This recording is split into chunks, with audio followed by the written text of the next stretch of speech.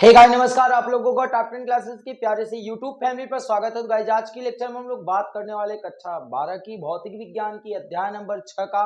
और आज की टॉपिक है दोस्तों अन्योन प्रेरण। यानी आज के टॉपिक में हम लोग सीखेंगे म्यूचुअल इंडक्शन क्या होता है और इनके बारे में आज सीखेंगे और इनका एक अनुप्रयोग भी देखेंगे दोस्तों। तो चलिए लेक्चर को स्टार्ट करते हैं। लेक्चर को स्टार्ट करने से पहले दोस्तों, यदि आपने इससे पहले वाला वीडियो आपने नहीं देखा तो वीडियो जाके जरूर देखिएगा, फिर आज की वीडियो आप देख लीजिएगा। आज की जो क्लास रहने वाली दोस्तों इंपॉर्टेंट है। आज की क्लास से जो है आपका एक प्रश्न बनता है, चाहे आज की क्लास का एक प्रश्न आए चाहे पिछले क्लास का एक प्रश्न आए, तो दोनों में से किसी न किसी एक प्रश्न आपका जरूर बनता है। तो चलिए आज लेक्चर हम स्टार्ट कर लेते हैं। जबरदस्त और बेहतरीन रहने वाला वही पुराना एक बात तो आपसे कहना चाहते हैं कि अगर आप अंत तक बने रहे तो एकदम मक्खन के जैसा क्लियर हो जाएगा। और कहीं भी अगर डाउट रह जाता है तो कमेंट बॉक्स में अपना कमेंट जरूर कर सकते हैं। चलिए लेक्चर को स्टार्ट करते हैं। अब समझते हैं सबसे पहले कि आज आपकी टॉपिक दिख रही होगी कि अन्योन प्रेरण क्या होता है। मैंने क्या बोला भाई, अन्योन प्रेरण क्या होता है। अन्योन प्रेरण क्या होता है, जिसको हम इंग्लिश में कहते हैं म्यूचुअल इंडक्शन। यानी म्यूचुअल इंडक्शन क्या होता है, आइए हम समझते हैं, ध्यान से समझते हैं। मैंने केवल आपको समझाने के लिए दो ठो कुंडली बना के रखा है। दो ठो क्या हमने बना के रखा है, कुंडली बना के रखा है। ये एक जो होता है प्राइमरी, एक होता है सेकेंडरी। प्राइमरी का मतलब होता है प्राथमिक कुंडली और सेकेंडरी का मतलब होता है द्वितीयक कुंडली। इसीलिए हम लोगों ने पी और एस लगा के रखा है। भाई दोस्तों इतनी बात आपको समझ में आ रही है। मैंने कहा कि एक कुंडली हमने ये लिया है, एक कुंडली हमने ये लिया। एज इस प्रकार मैंने आपसे कह रहा हूं कि जैसे मैंने वहां पर आपको बना के रखा है कि जिससे को आपको कोई दिक्कत ना हो। ये एक कुंडली ले लिए और ये कोई हमने दूसरी कुंडली ले लिए। तो ये आपकी फर्स्ट कुंडली हो गई और ये आपकी सेकंड कुंडली हो गई। फर्स्ट कुंडली को हमने P से व्यक्त किया है और सेकंड कुंडली को S से व्यक्त किया है। तो फर्स्ट कुंडली मतलब होता है प्राथमिक कुंडली और S का मतलब होता है सेकेंडरी कुंडली, मतलब द्वितीय कुंडली और प्राथमिक कुंडली। तो खास वजह जो वहां P और S लिखने का था वो आप जान गए। P का मतलब होता है प्राइमरी कुंडली और S का मतलब होता है सेकेंडरी कुंडली, सेकेंडरी कॉइल कुंडली भी कह सकते हो, कोई दिक्कत नहीं है। अब हम बात करते हैं कि अन्योन प्रेरण उत्पन्न कैसे होता है। इसे हम कहते क्या है, ध्यान से समझना। बात ये आती है कि हम इसमें सबसे पहले क्या करते हैं कि इसमें किसी एक कुंडली में, चाहे इसमें किसी में भी आप देखो। मैंने क्या बोला कि आप दोनों के लिए 1 मिनट के लिए मैं आपका एक मिनट और समय लेना चाहूंगा, बस उसके बाद समझा दे रहा हूँ। ये प्लस है, ये माइनस है और आप यहाँ एक की लगा सकते हैं बंद और चालू करने के लिए। इसके बाद अगला क्या करते हैं कि इस बार हम क्या कर रहे हैं, इसको यहाँ पर धारामापी लगा रहे हैं, ठीक। उसके बाद ये लगा दिए, यहाँ पर प्लस कर रहे हैं और यहाँ पर माइनस और यहाँ पर की लगा रहे हैं, वो पलट दिए हैं केवल, ध्यान दीजिएगा। अब क्या होता है, मैंने क्या बोला था, ध्यान से देखिएगा। अब यहाँ पर होता क्या है, ये देखिएगा। मैंने बोला कि आपको अन्योन प्रेरण समझना है तो उसको आप इतनी आसान भाषा से समझिए। मैंने क्या आपको बताया कि जब किसी प्राथमिक कुंडली में धारा प्रवाहित की जाती है, ध्यान से, जब किसी प्राथमिक कुंडली में धारा प्रवाहित की जाती है, शर्त होनी चाहिए कि ये दोनों कुंडलियां पास पास होने चाहिए। दोनों कुंडलियां एकदम पास में हो, एकदम करीब में हो, एक दूसरे से सटे हो, एक दूसरे के समीप हो। यदि दो कुंडली एक दूसरे के समीप रखे हों, यदि दो कुंडली एक दूसरे के समीप रखे हों और किसी एक कुंडली में धारा प्रवाहित किया जाए, किसी भी एक कुंडली में, चाहे इसमें, तो किसी भी एक कुंडली में यदि क्या किया जाए, धारा प्रवाहित किया जाए। दोस्तों ध्यान से देखिएगा, मैंने क्या बताया, यदि दो कुंडली, क्या हमने क्या बात किया कि यदि दो कुंडली समीप में हो, किसमें हो दोस्तों, समीप में हो। यहां पर मैं बता क्या रहा हूं कि यदि जो दो कुंडली हैं, क्या दो कुंडली किसमें हो, समीप में हो, तो किसी भी एक कुंडली में धारा प्रवाहित की जाए, धारा क्या की जाए, प्रवाहित की जाए। तो इससे पिछले वाले वीडियो में हमने देखा था कि जब भी किसी कुंडली में धारा प्रवाहित करते हैं तो कुंडली के चारों तरफ एक चुंबकीय फ्लक्स उत्पन्न हो जाता है। तो ध्यान से देखिएगा, हमने बताया कि जब किसी कुंडली में हम लोग क्या करते हैं, धारा प्रवाहित करते हैं, किसी भी एक कुंडली, इन दोनों कुंडलियों में से किसी भी एक कुंडली में धारा प्रवाहित करें तो धारा प्रवाहित होती रहती है। और धारा को अगर हम क्या करें, बदले, धारा का मान जो है बदले, तो धारा के परिवर्तन के कारण पहले कुंडली में बहने वाली ये जो धारा है, पहली कुंडली में जो बहने वाली ये धारा आई है, इसका परिवर्तन किया जाए तो इसके परिवर्तन के कारण कुंडली में ये कुंडली के द्वितीय कुंडली के चुंबकीय फ्लक्स में परिवर्तन हो जाता है। दोस्तों मैंने क्या बताया कि यदि प्राथमिक कुंडली में धारा प्रवाहित जो हो रही है, इस धारा के मान में परिवर्तन किया जाए, प्राथमिक कुंडली में बहने वाली धारा का परिवर्तन किया जाए, तो इस धारा परिवर्तन के कारण इस द्वितीय कुंडली में एक चुंबकीय फ्लक्स उत्पन्न हो जाता है। और ये जो चुंबकीय फ्लक्स होता है, जिसके कारण इस कुंडली में एक प्रेरित विद्युत वाहक बल उत्पन्न होता है, और इस घटना को अन्योन प्रेरण का नाम देते हैं।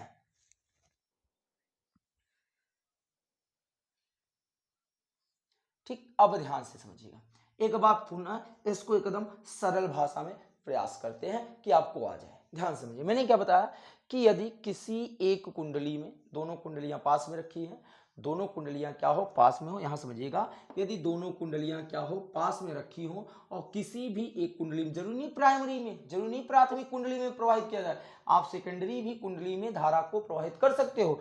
तो यदि पास में रखी दो कुंडलियां हो, पास में रखी दो कुंडलियां हो, और किसी भी एक कुंडली में हम धारा प्रवाहित करते हैं, किसी भी एक कुंडली में धारा प्रवाहित करके धारा के मान में क्या किया जाए, परिवर्तन किया जाए, धारा के मान में क्या किया जाए, परिवर्तन किया जाए, तो दूसरे कुंडली में एक चुंबकीय फ्लक्स उत्पन्न हो जाता है, और जिसके कारण एक प्रेरित विद्युत वाहक बल उत्पन्न होता है, जिसे हम क्या कहते हैं, इसी घटना को अन्योन प्रेरण कहते हैं। बात समझ में आ रहा? आइए हम इसको लिखते हैं, इस बात को इधर की तरफ। इधर देखिए, इसे मैंने क्यों समझाया था, अब वहां तो आपको ये देख लिया गया। देखिए मैंने क्या बताया कि जो ही इस कुंडली में आप क्या करते हो, धारा प्रवाहित करते हो, तो जब धारा प्रवाहित नहीं की जाती, तो जो ये चुंबकीय फ्लक्स होता है, ये जो चुंबकीय फ्लक्स होता है, इस मान में कोई परिवर्तन नहीं होता। पर जब हम लोग क्या करते हैं, कुंडली में धारा प्रवाहित करते हैं, और धारा का मान क्या करते हैं, बदलना स्टार्ट करते हैं, धारा का मान परिवर्तन करते हैं, धारा के मान में बदलाव करते हैं, तो जैसे धारा का मान बदलना स्टार्ट करते हैं, वैसे वैसे ही इस द्वितीय कुंडली में द्वितीय कुंडली से बद्ध चुंबकीय बल रेखाओं की संख्या बदलना स्टार्ट हो जाती है, चुंबकीय फ्लक्स का मान बदलना स्टार्ट हो जाता है, और जिसके कारण इसमें प्रेरित विद्युत वाहक बल उत्पन्न हो जाता है। इस घटना को अन्योन प्रेरण का नाम देते हैं। क्या इतनी बातें आपको क्लियर हुई दोस्तों? तो आइए हम इसको परिभाषा के रूप में लिख लेते हैं, क्या होता है, फिर एक बार फिर से क्लियर कर देंगे। जब तक आपके मक्खन के जैसे क्लियर नहीं होंगे, तब तक हम आगे बात नहीं करने वाले दोस्तों। तो आइए अन्योन प्रेरण की डिफिनीशन हम लिख लेते हैं, क्या होता है अन्योन प्रेरण, वो लिखते हैं।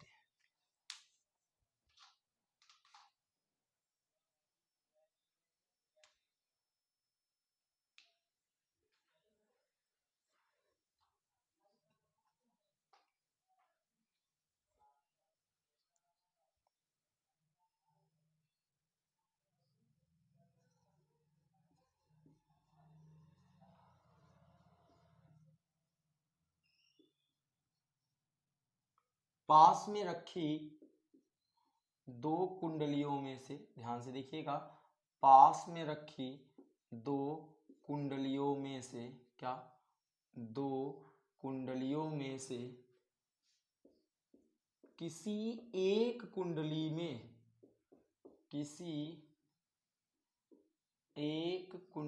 में धारा प्रवाहित करने पर, किसी एक कुंडली में धारा प्रवाहित करके, क्या, धारा प्रवाहित करके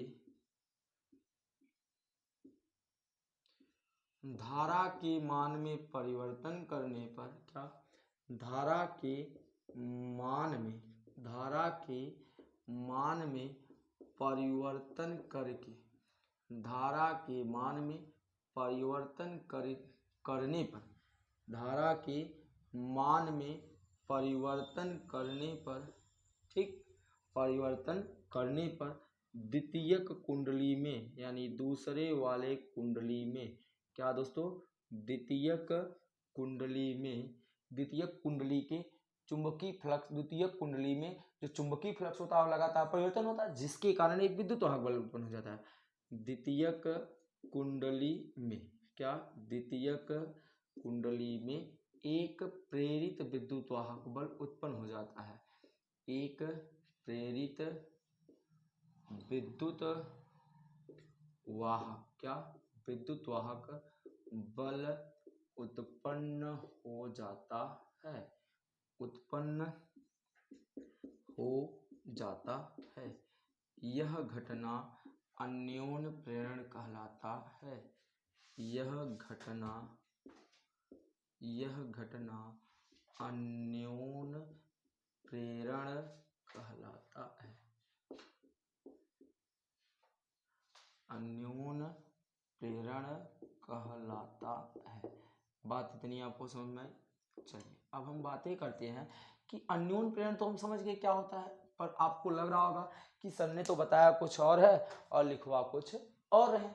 ऐसा कुछ भी नहीं है दोस्तों, आपको केवल लास्ट 1 मिनट केवल लेने वाले हैं, आपके सारे डाउट को मक्खन के जैसा क्लियर करने वाले। देखो भैया क्या होता है, आप अपने अपने लगन समझो कि जब हम किसी भी दो कुंडली को पास में रख देते हैं, दो कुंडली को पास में रख देते हैं, ऐसे दो कुंडली को पास में रख दो और किसी भी एक कुंडली में आप धारा प्रवाहित करो, किसी भी एक कुंडली में क्या करो, धारा प्रवाहित करो।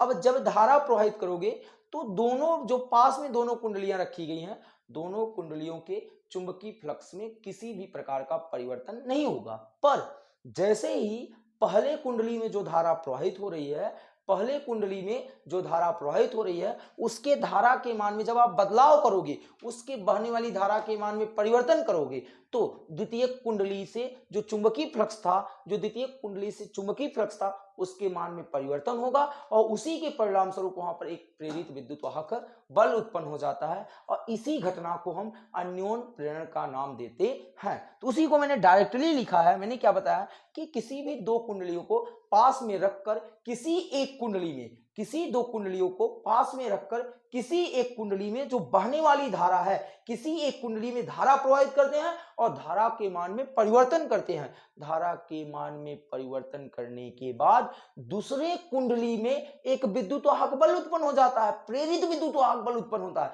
और इस प्रकार की घटना को अन्योन प्रेरण का नाम देते हैं। यही चीज हमने यहां पर लिखा है दोस्तों, यही चीज आपको यहां बताई गई है। ठीक, अब हम अन्योन प्रेरण जान गए हैं, अब हम समझते हैं अगली टॉपिक, अन्योन प्रेरकत्व क्या होता है। ध्यान से देखिएगा, अब हमारी अगली टॉपिक क्या है, अन्योन प्रेरकत्व।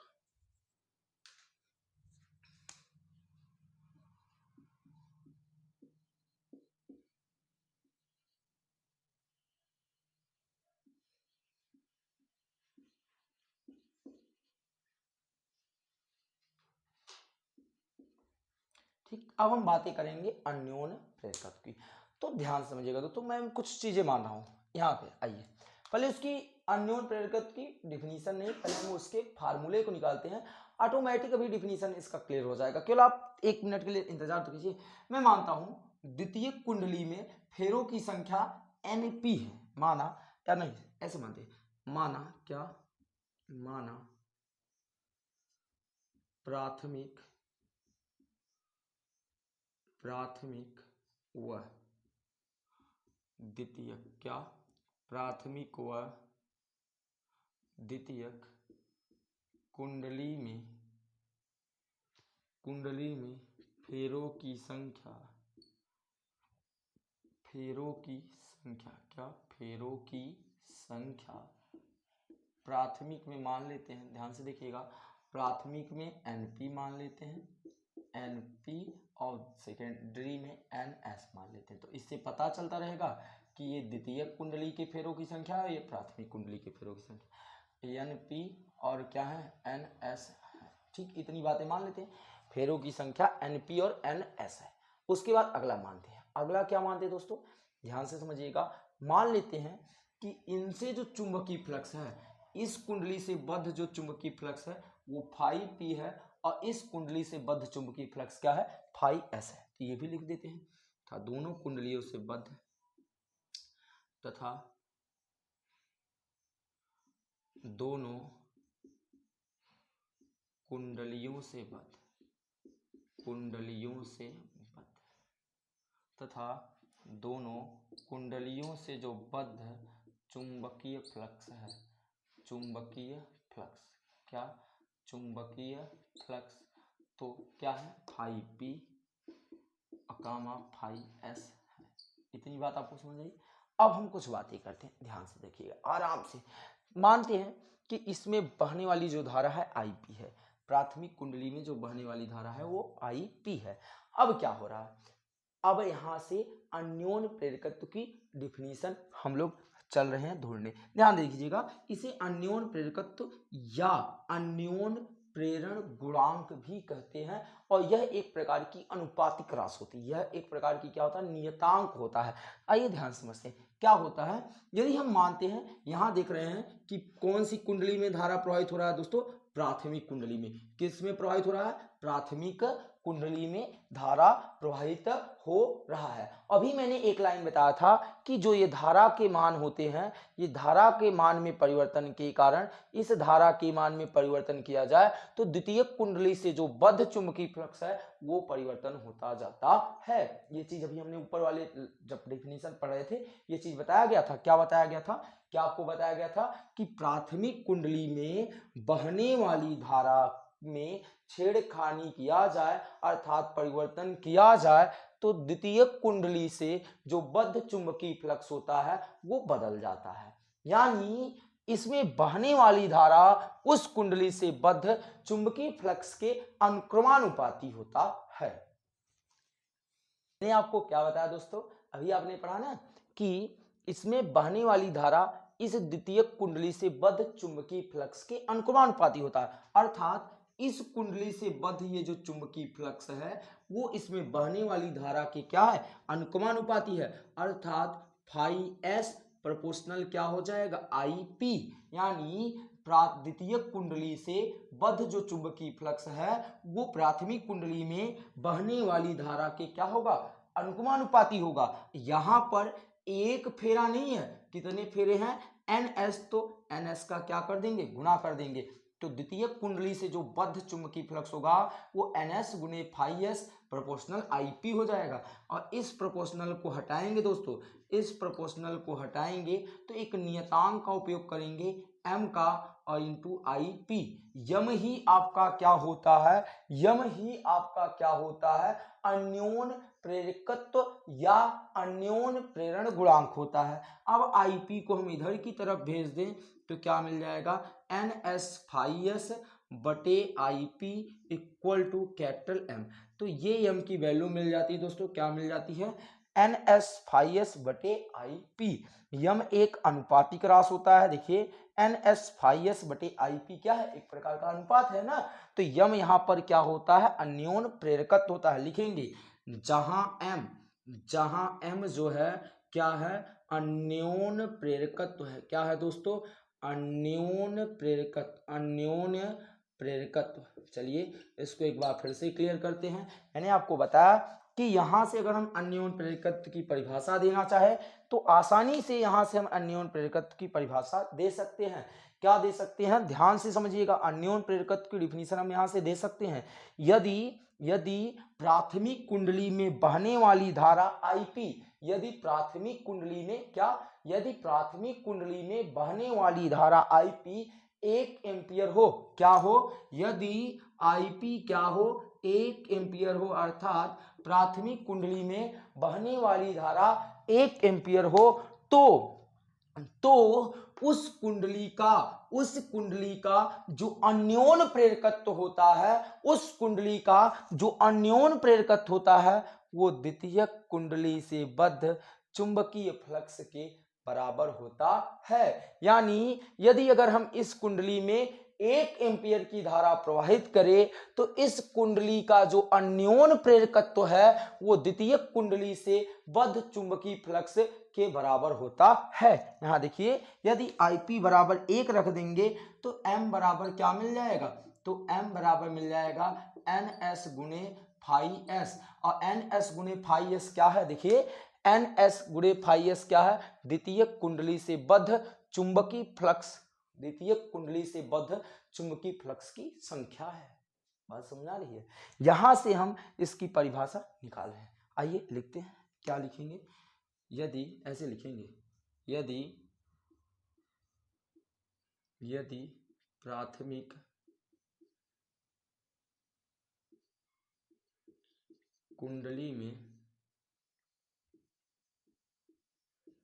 प्रवाहित धारा, क्या प्रवाहित धारा 1 एम्पियर हो, क्या हो 1 एम्पियर हो, तो कुंडली का अन्योन प्रेरकत्व, तो कुंडली का अन्योन प्रेरकत्व, ध्यान से देखिएगा, तो कुंडली का अन्योन प्रेरकत्व द्वितीयक कुंडली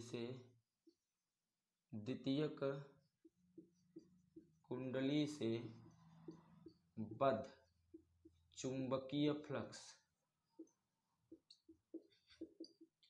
की संख्या के बराबर होती है, संख्या के क्या होती है, बराबर होती है।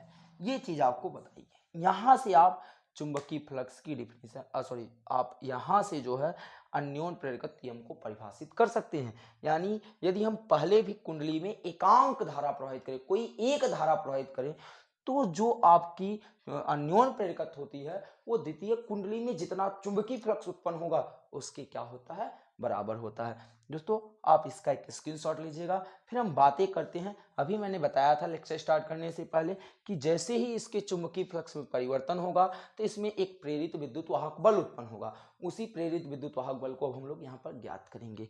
तो इसका आप एक स्क्रीनशॉट लीजिएगा, फिर हम बातें करते हैं आगे की। अब हमने क्या पढ़ा था, यदि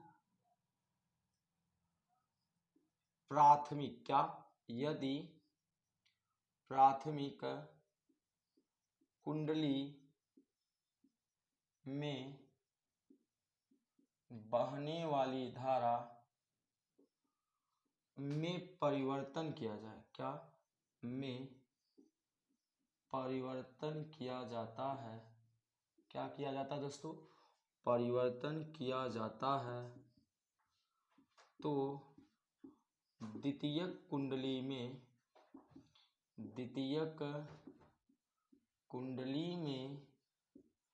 एक प्रेरित विद्युत वाहक बल उत्पन्न हो जाता है, एक प्रेरित विद्युत वाहक बल उत्पन्न हो जाता है, क्या उत्पन्न हो जाता है, प्रेरित विद्युत वाहक बल उत्पन्न हो जाता है। तो ध्यान से देखिएगा, किसके कारण, प्राथमिक कुंडली में बहने वाली धारा परिवर्तन के कारण। तो जो कुंडली में जो प्रेरित विद्युत वाहक बल उत्पन्न हुआ दोस्तों, वो हमने पढ़ा है इससे पहले वाले लेक्चर में। विद्युत वाहक बल का फॉर्मूला हमने पढ़ा है, क्या पढ़ा है, E = चुंबकीय फ्लक्स में परिवर्तन बटे धारा, चुंबकीय फ्लक्स में परिवर्तन बटे क्या बताया गया होगा, आपको धारा बताया होगा। यदि आपको ये प्रेरित विद्युत वाहक बल का फॉर्मूला बताया गया होगा, E = m डेल्टा फाई बटे डेल्टा टी, ये चीज आपको बताया गया होगा। इससे पिछले वाले किसी न किसी एक लेक्चर में ये जरूर बताया गया है कि E = m delta phi upon delta T. अब हम उसी फार्मूले से यहाँ से मदद लेने वाले हैं।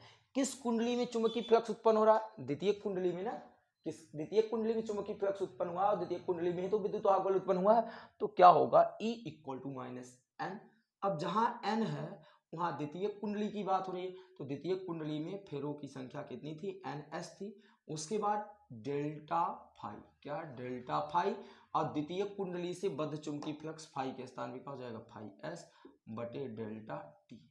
ये बात आप समझिएगा। अब क्या करते हैं, इसी ns का गुना कर देते हैं, इसमें क्या कर देते हैं, गुना करते हैं, क्या आ जाएगा, माइनस डेल्टा ns फिर फाई s बटे डेल्टा टी, ये हो गए। ठीक, इतनी बात आपको समझ में आई। ये E की वैल्यू आई, E की इसकी वैल्यू आई आपकी E की, इतनी समझ में आ रहा है ना, कहीं दिक्कत नहीं ना। कुंडली में धारा प्रवाहित किए, धारा के मान में परिवर्तन किए, तो परिवर्तन के कारण एक विद्युत वाहक बल उत्पन्न हुआ। जो विद्युत वाहक बल उत्पन्न हुआ E वो फेरों की संख्या और चुंबकीय फ्लक्स में परिवर्तन के गुणनफल के क्या होता है, बराबर होता है। तो ये चीज हमने यहाँ पर लिख दिया। अब हम यहाँ पर देखेंगे कि एन एस और फाई एस की वैल्यू निकालेंगे। यहाँ से देखिए, यहाँ से क्रॉस मल्टीप्लाई करें, इसे आप समीकरण नंबर 1 बना लीजिएगा। तो क्रॉस मल्टीप्लाई करें तो एन एस फाई एस बराबर एम आई पी, ठीक, ये एम आई पी। तो यहां से रख सकते हैं, क्या रखेंगे, समीकरण 1 से, क्या, समीकरण 1 से एन एस और फाई एस बराबर एम आई पी रख सकते हैं। तो ये वैल्यू उठा के यहाँ पर रख देते हैं। तो E equal to minus delta N S phi S के स्थान पे क्या रख देंगे दोस्तों, एम आई पी रख देंगे। क्या रख देंगे, एम आई पी और डेल्टा टी हो जाएगा। इधर देखिएगा, अब अगर हम यहाँ पर बात करें तो यम को यहाँ से बाहर करते हैं तो E equal to minus M आ जाएगा डेल्टा आई पी बटे delta T, delta I P बटे क्या हो जाएगा, डेल्टा टी। आई पी क्या है, प्राथमिक कुंडली में बहने वाली धारा है, डेल्टा टी क्या है, समय है, और यम क्या है, अन्योन प्रेरकत्व। मुझे निकालना क्या है, अन्योन प्रेरकत्व। मुझे क्या ज्ञात करना, अन्योन प्रेरकत्व। तो ये यम गुणा में है, इधर जाएगा तो यहाँ ये यहाँ पर आ जाए, ये यहाँ पर स्थान की हम लोग क्या करते हैं, बदला बदली, या तो इसको रहने दीजिए, इसको भेज दीजिए। तो इसको आप यहाँ भेजेंगे तो ये गुणा में है, तो इधर जाएगा, भाग में हो जाएगा। तो आइए देखते हैं, m इक्वल टू क्या होगा, माइनस इधर जाएगा, माइनस ई बटे क्या होगा, ये चीज गुणा में है तो इधर जा रहा है भाग में, तो डेल्टा आई पी बटे डेल्टा टी।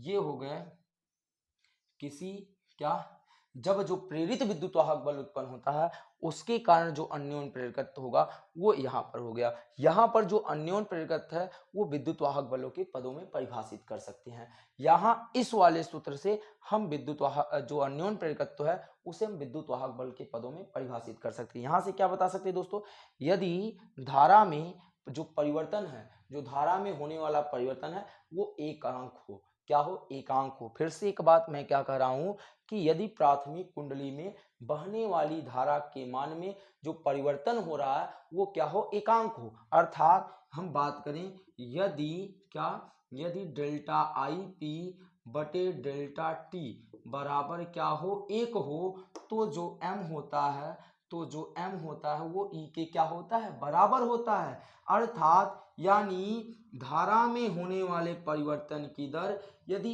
एकांक हो, यदि 1 हो, यदि धारा में होने वाले जो परिवर्तन है वो एकांक होगा, तो जो इस कुंडली का अन्योन प्रेरकत्व होता है m, वो दूसरे कुंडली में उत्पन्न विद्युत वाहक बल E के बराबर होता है। यहां से देखिए m बराबर क्या आ जाएगा, E आ जाएगा। माइनस हटा दिया जा रहा है, माइनस की कोई वैल्यू वहां पर नहीं है, वैल्यू इसलिए माइनस इसलिए लगाया जाता है क्योंकि दिशा को व्यक्त बताता है दोस्तों।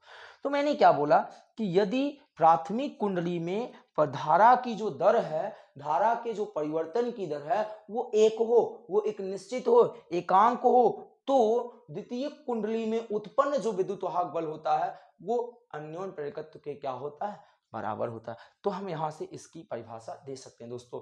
इसका मात्रक हेनरी होता है, और जो अगला मात्रक है यानी हम जो एमकेएस पद्धति में इसकी मात्रक की चर्चा करने वाले हैं वो आपने इससे पिछले वाले वीडियो में हमने बताया है एमकेएस पद्धति में कैसे मात्रक निकाला जाता है। तो वही same to process, same to funda इसका भी निकालेंगे, क्योंकि ये भी एक प्रकार का क्या होता है, गुणांक ही है।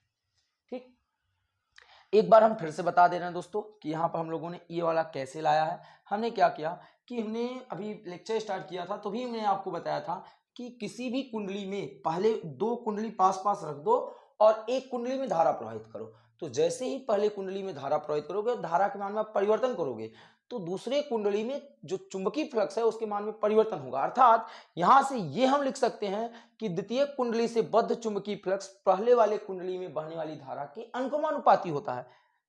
तो वो तो अनुक्रमानुपाती हुआ, पर जैसे ही चुंबकीय फ्लक्स में परिवर्तन होगा वैसे ही प्रेरित विद्युत वाहक बल उत्पन्न होता है, और प्रेरित विद्युत वाहक बल जो होता है वो किसके बराबर होता है, चुंबकीय फ्लक्स में परिवर्तन गुणे फेरों की संख्या। ये चीज अब हमने माइनस एन एस का गुणा अंदर कर दिया, ये आ गया N S of phi S की वैल्यू एम आई पी समीकरण 1 से रख दिया गया। फिर उसके बाद एम को बाहर किए, डेल्टा आई पी बटे डेल्टा टी, ये गुणा में थे इधर कर दिए भाग में, तो एम की वैल्यू आपको वहां पर मिल गई दोस्तों। तो आप इसका एक स्क्रीनशॉट लीजिएगा। फिर अब हम बात करने वाले हैं अन्योन प्रेरकत्व का अनुप्रयोग। अर्थात 2 अनुप्रयोग है। आज के लेक्चर में केवल एक अनुप्रयोग की चर्चा करेंगे, फिर जो बचा हुआ दूसरा जो टॉपिक है वो हम इसके नेक्स्ट वाले लेक्चर में और तथा इस पे आधारित जो सवाल है उस पे हम चर्चा करेंगे दोस्तों। तो चलिए इसका आप स्क्रीनशॉट लीजिएगा। तो गाइस अभी हमने अन्योन प्रेरकत्व तो पढ़ा, अब अन्योन प्रेरकत्व तो जो है हम उनका अनुप्रयोग पढ़ेंगे। तो सबसे पहला इसमें आता है 2 समतल कुंडलियों के मध्य अन्योन प्रेरकत्व। अर्थात अगर हम 2 ठो समतल कुंडली ले लें, क्या ले लें, 2 ठो समतल कुंडली ले लें। समतल का मतलब होता है कि जो गोला होता है वो आपका इस प्रकार हो, ऐसे नहीं ऐसे हो। देखिए ये चित्र में आपको बनाया गया, देखिए ऐसे 2 समतल कुंडली आपको ऐसे दिख रहा है, ये देखिए ये 2 समतल कुंडली है, ठीक। और नहीं तो यदि आपको यहां से नहीं क्लियर हो रहा है तो आपको स्क्रीन पे दिखाई पड़ रहा होगा, 2 समतल कुंडली आपको स्क्रीन पे दिखाई पड़ रहा है। आप देखिए समतल कुंडली का मतलब होता है जो गोला आपका ये है ना गोला, वो ऐसे हो जाए ऐसे करके, तो वो आपकी 2 ठो समतल कुंडली हो जाती है, ऐसे समझिएगा ना। तो 2 समतल कुंडली के मध्य अन्योन प्रेरकत्व क्या होगा वही आपको ज्ञात करना। तो सबसे पहले हम मानते हैं कि माना 2 समतल कुंडली है और जिनका जो अक्ष है वो एक ही है, अर्थात दोनों समतल कुंडलियों का जो केंद्र है वो एक ही है। ये चीज यहां पर लिखते हैं, क्या लिखेंगे, माना, ध्यान से देखिएगा एकदम मक्खन के जैसा क्लियर करेंगे। माना 2 समतल कुंडलियां हैं, क्या है, माना 2 समतल कुंडलियां हैं, क्या है दोस्तों, 2 समतल कुंडलियां हैं जिनके केंद्र एक ही हैं, जिनके केंद्र एक ही हैं, क्या, जिनके जो केंद्र है ना वो क्या है, एक ही है, मतलब दोनों के केंद्र क्या है, एक ही है। और मान लेते हैं, माना प्रथम की जो त्रिज्या है, इसकी जो त्रिज्या है, प्रथम की जो त्रिज्या है वो R1 है और दूसरे की जो त्रिज्या है वो क्या है दोस्तों, R2 है। मान लेते हैं जो प्रथम कुंडली की जो त्रिज्या है वो कितनी है, इसकी R1 मान लेते हैं, इसकी त्रिज्या क्या मान लेते हैं, R1। और जो द्वितीयक है, दूसरे वाले की जो त्रिज्या है उसकी त्रिज्या कितनी है, R2। ध्यान से देखिएगा, इसकी त्रिज्या R1, इसकी त्रिज्या क्या है, R2 है। इतनी बात समझ में आ रही है। अब हम यहाँ एक चीज और मानते हैं दोस्तों, अगली चीज ये मानते हैं, इनमें जो फेरों की संख्या है, इनमें जो फेरों की संख्या है, फेरे कितने हैं भैया, फेरे इनमें N1 है और दूसरे में जो फेरे हैं, वो कितना है, N2 है। फेरे कितने हैं दोस्तों, N2 है। इस बात को आप मान रहे हैं। तो आइए ये चीज हम अगर लिखना चाहे तो लिख सकते हैं, नहीं तो वहां पर समझना चाहे तो ये समझ सकते हैं। हमने क्या कहा कि पहली जो कुंडली है उसकी त्रिज्या R1 है और दूसरी कुंडली जो है उसकी त्रिज्या R2 है, और पहले कुंडली के फेरों की संख्या N1 है और दूसरे कुंडली के फेरों की संख्या कितनी है, N2 है। क्या इतनी बात क्लियर हो रही? तो अगर आप चाहो लिखना चाहो तो लिख सकते हो, ये बातें लिख सकते हो तो वहीं पर छोड़ दीजिएगा। ये मानते हैं, अब ध्यान दीजिएगा, माना पहले कुंडली में आई धारा प्रवाहित हो रही है, ध्यान से देखिएगा, माना प्राथमिक कुंडली यानी पहले वाले कुंडली में, माना प्राथमिक कुंडली में क्या, माना प्राथमिक कुंडली में आई धारा प्रवाहित हो रही है, क्या प्रवाहित हो रही है, आई धारा प्रवाहित हो रही है। ध्यान से देखिएगा, आई धारा प्रवाहित हो रही है, माना प्राथमिक कुंडली में आई धारा प्रवाहित हो रही है। अब देखिएगा, जैसे ही इस कुंडली में आई धारा प्रवाहित करेंगे तो इस कुंडली में धारा प्रवाहित होने के कारण इस कुंडली के कारण एक चुंबकीय क्षेत्र उत्पन्न हो जाएगा। हमने इसे पिछले वाले चैप्टर में पढ़ा है कि जब भी किसी भी कुंडली में किसी भी तार में धारा प्रवाहित किया जाता है तो कुंडली के कारण, उस धारा के कारण चुंबकीय क्षेत्र उत्पन्न हो जाता है। तो जैसे ही इस कुंडली में आई धारा प्रवाहित करेंगे तो इस कुंडली के कारण इस केंद्र पर एक चुंबकीय क्षेत्र उत्पन्न होगा, वो चुंबकीय क्षेत्र हमको यहां पर लिखना है। तो लिखेंगे, क्या लिखेंगे, प्राथमिक कुंडली में आई धारा प्रवाहित हो रही है तो धारा प्रवाहित होने के कारण, क्या, धारा प्रवाहित होने के कारण उत्पन्न चुंबकीय क्षेत्र, क्या उत्पन्न चुंबकीय क्षेत्र, ठीक, उत्पन्न चुंबकीय क्षेत्र। अब बताओ, पहले कुंडली में धारा प्रवाहित हुई है, तो पहले कुंडली के कारण चुंबकीय क्षेत्र V1, किसके कारण, केंद्र पर, किसके कारण, केंद्र पर जो चुंबकीय क्षेत्र उत्पन्न हुआ है वो कुंडली के कारण। आप ध्यान दीजिएगा, इससे पहले वाले चैप्टर में हम लोगों ने पढ़ा है कि कुंडली के कारण जो चुंबकीय क्षेत्र उत्पन्न होता है वो किसके बराबर होता है, μ0, ठीक, μ0। फिर उसके बाद क्या होता था दोस्तों, उसके बाद आपका होता था, यदि आपको याद नहीं आ रहा है तो बता दिए जा रहे हैं, μ0 Ni, क्या होता था, μ0 Ni/2r, ये होता था कुंडली के केंद्र पर उत्पन्न चुंबकीय क्षेत्र का व्यंजक। तो हम किसके कारण निकाल रहे हैं, हम तो प्राथमिक कुंडली के कारण निकाल रहे हैं, किसके कारण, प्राथमिक कुंडली के कारण, तो प्राथमिक कुंडली के कारण इस केंद्र पर उत्पन्न चुंबकीय क्षेत्र, तो B1 मान लेते हैं।